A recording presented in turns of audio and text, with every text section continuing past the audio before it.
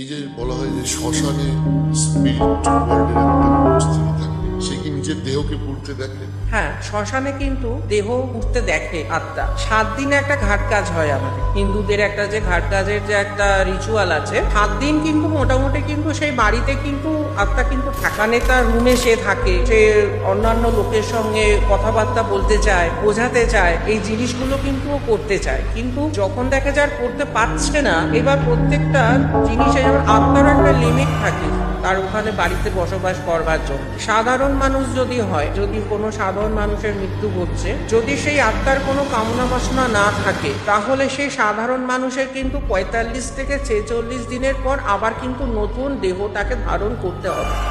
আর যদি কোনো সাধক স্থানীয় কেউ মারা যায়, সন্ন্যাসী মারা যায়, মানে সে রিচুয়ালে অভ্যস্ত স্পিরিচুয়াল জগতে, তার কিন্তু 80 থেকে 86 দিন লেগে যায় নতুন একটা শরীর নিতে।